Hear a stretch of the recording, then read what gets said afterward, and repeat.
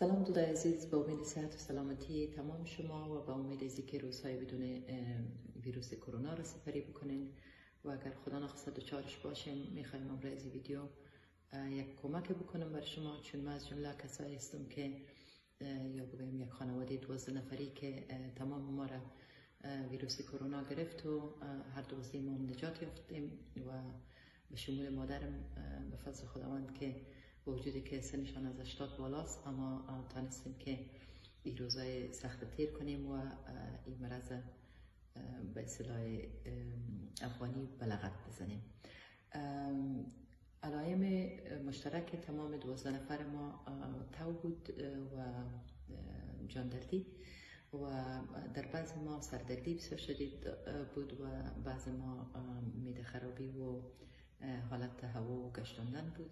و یا سرفه و ریزش داشتیم، یعنی علائم مختلف بود در هر یک ما و مدت تب و جاندردی هم بسیار فرق داشت. مثلا یکی از ما یا بگیم 3 نفر از ما فقط برای 1 یا 2 روز تب داشتن و جاندردی و در حالی که 2 نفر دیگه ما تا 15 روز هر شب طرفای دیگر تب میکردن و تا به تقریبا نصف شب جریان داشت و کارهای یا تدابیری که به مقابل از این مرض گرفتیم ای بود که یکی از دکترها گفته بودن که باید قسمت ساحات بینی یا چی میگیم به انگلیسی میگن ساینس و دهن این قسمت ها را باید گرم نگاه کنیم به خاطر از اینکه زیادترین مجموع ویروس در بینی و دهن می باشه و از اون سبب باید بسیار داغ نگاه کنیم، چون این میکروب قسمه که شنیدین حتما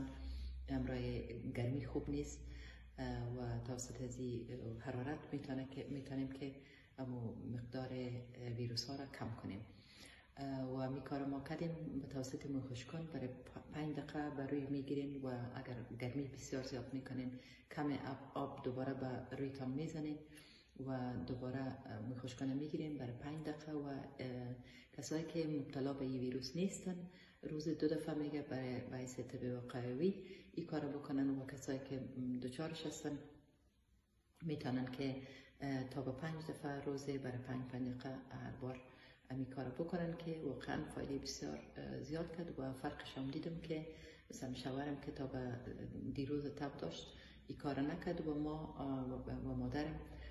کسایی بودیم که یک منظم پیش بردیم و بسیار زیادم باسانی از شر تو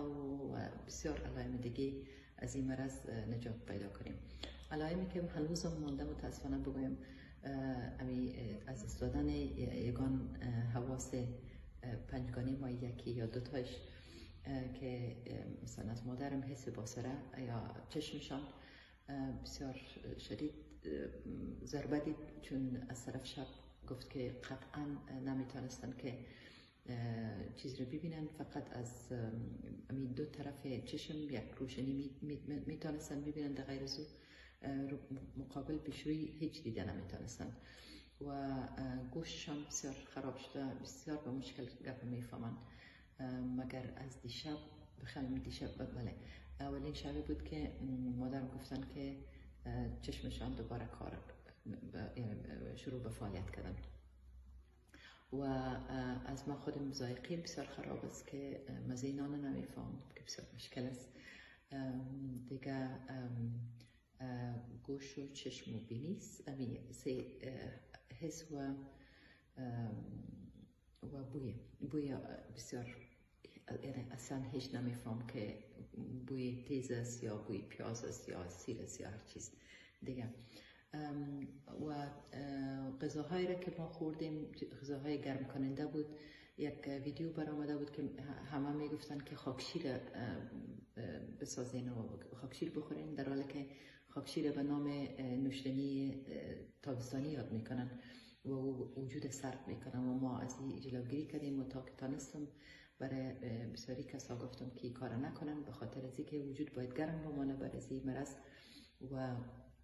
به توسط از گرمی که ما به وجود اضافه میتیم، مثل زنجبیل یا زنجفیل و زردچوبه یا آب میوه که